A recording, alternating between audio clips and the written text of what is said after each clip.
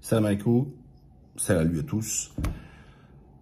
Aucun parti politique n'a un projet civilisationnel. Alors, on ne cesse de répéter des racines chrétiennes, des racines. Mais il faut arrêter avec des racines. Ok, tu as des racines, mais qui construit le tronc et il faut après des branches. Et il n'y a aucune vision, ni dans la construction, j'allais dire, des communes, ce qu'on appelle l'aménagement du territoire. De se dire, voilà, est-ce qu'on fait des petits blocs avec tant d'appartements, tant de parcs. Alors, on règle un problème aussi, on donne un peu plus de côté un peu rural, hein, d'arrêter de faire des grosses métropoles, entasser les gens, tout ça, etc. Et puis, la question, ben, qu'est-ce qu'on veut comme civilisation? Qu'est-ce qu'on veut? Est-ce que j'ai compris jusqu'à maintenant qu'on voulait une société libertaire, LGBT, ça, on l'a compris, ça, vous inquiétez pas. Mais c'est au détriment aucune politique familiale. Je ne vais pas revenir sur la vidéo que je vous ai faite où on avait déjà démonté toute la politique depuis plusieurs décennies. Macron, il a terminé le travail sur la baisse de la demi-part, les allocations familiales en fonction des ressources. Donc, on a tué la valeur familiale. Et aujourd'hui, on se plaint de quoi? Du problème de l'éducation des enfants. Alors du coup, on dit que l'école qui est un fourre-tout, une vraie ratatouille, qui est là à la base pour instruire, on lui dit, eh ben, il faut que tu t'occupes de tout. Hein. Tu t'occupes du harcèlement, tu t'occupes de l'éducation sexuelle, tu t'occupes de l'antiracisme, des pâquerettes, des pissenlits qui poussent, bref, n'importe quoi. Non. Et de l'autre côté, problème d'insécurité, on voit que des enfants livrés à eux-mêmes, tout ça, etc.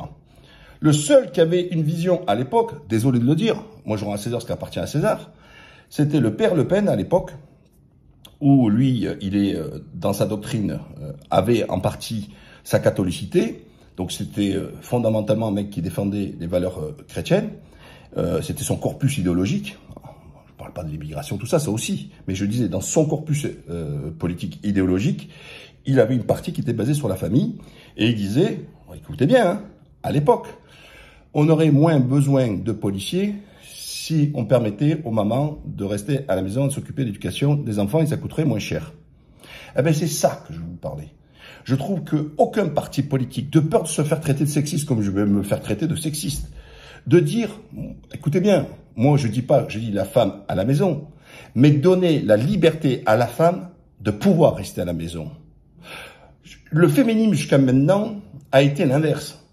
C'est la liberté de la femme par le travail et donc son indépendance. Voilà.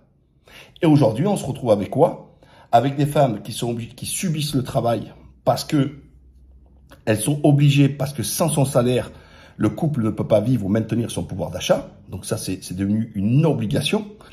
Que beaucoup ne font plus d'enfants supplémentaires ou en font parce que ça a un coût.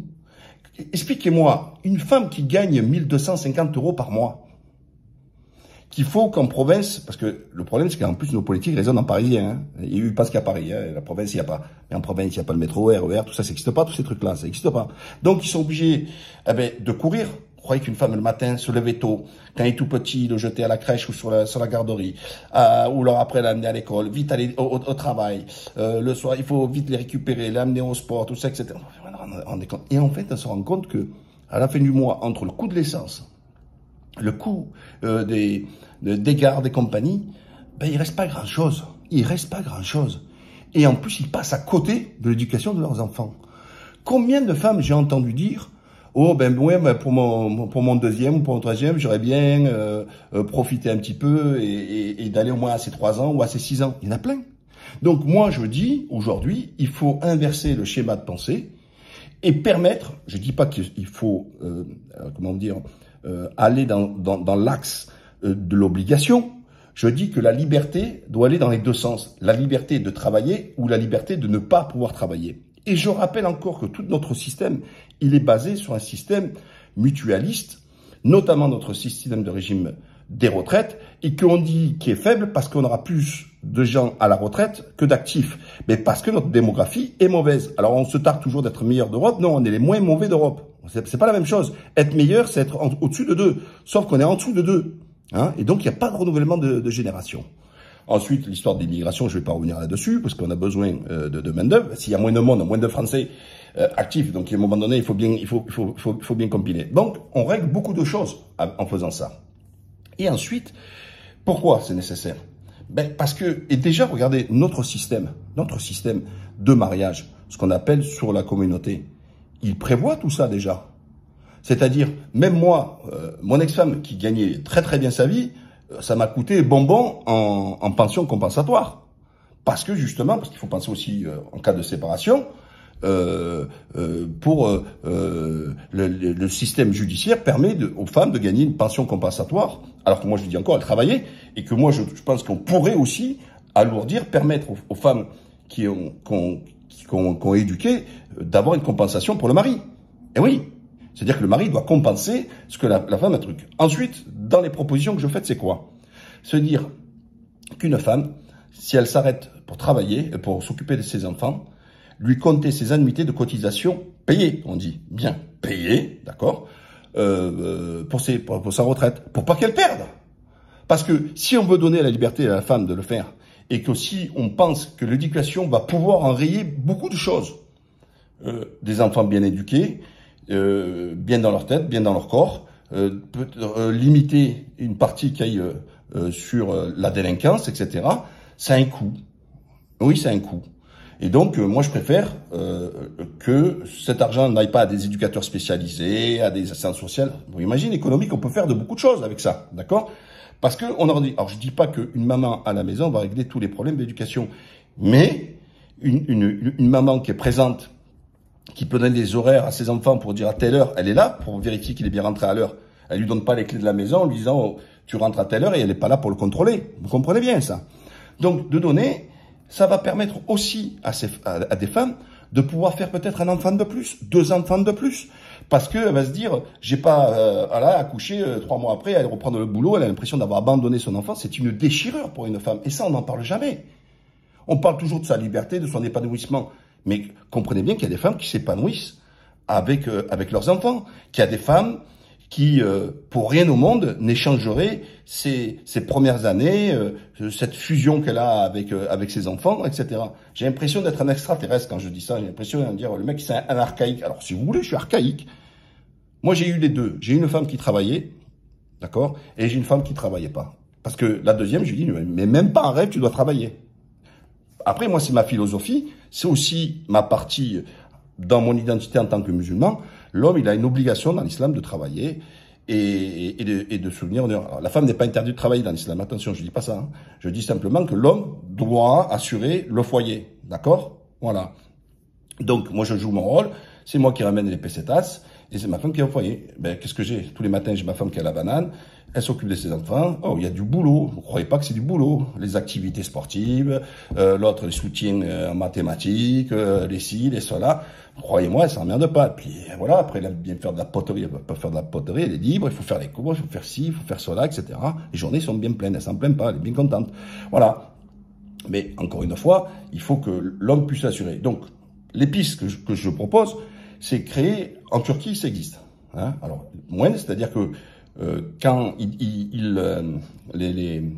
par exemple, une maman, elle a sa mère qui est pas très loin, si elle est retraitée, le gouvernement augmente la pension de la grand-mère pour permettre de garder son petit-fils. C'est-à-dire que la Turquie, il rémunère, d'accord, la grand-mère pour pouvoir garder le petit-fils.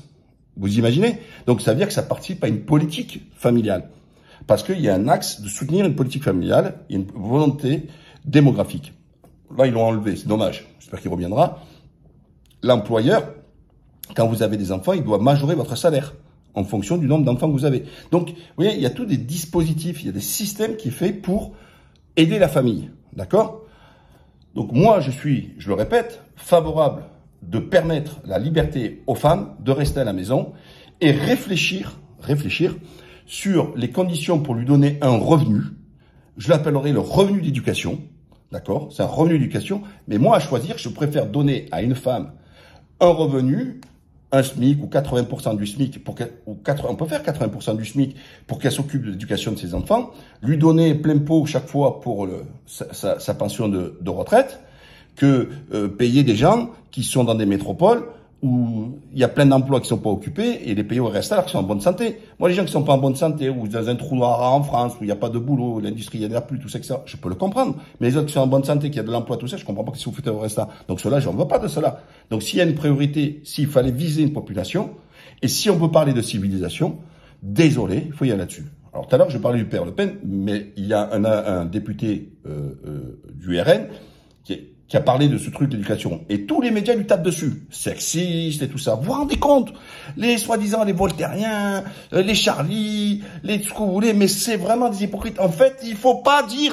Ils n'ont pas le droit de penser. Eh ben moi, je dis bravo à ce député RN, sauf qu'il, pour moi, il est minoritaire dans son parti, puisque Marine Le Pen, elle est tout sauf comme le père. C'est pas une catholique, c'est une laïcarde.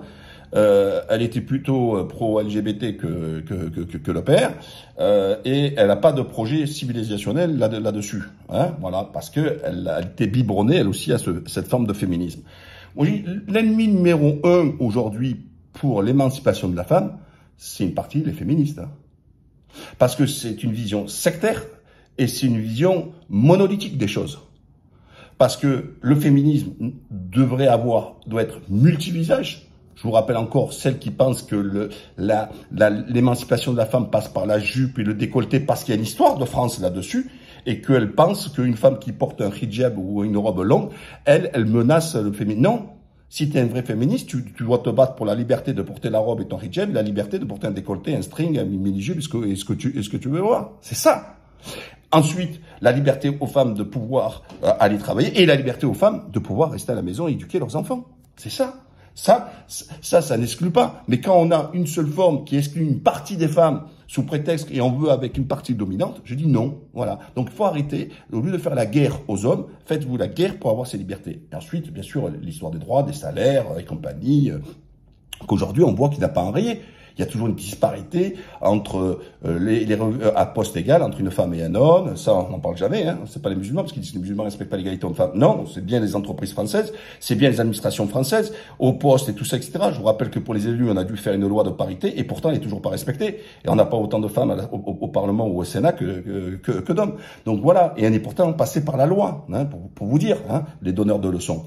Voilà ce que je voulais vous dire. Je veux dire que c'est un enjeu civilisationnel. Et que pour moi, il est important que ça puisse au moins débattre et de se dire que, ok, on augmente les effectifs de police, on augmente les places de prison, on augmente tout ça, etc. Mais il y a un vrai problème d'éducation. Mais on s'en rend compte tous les jours.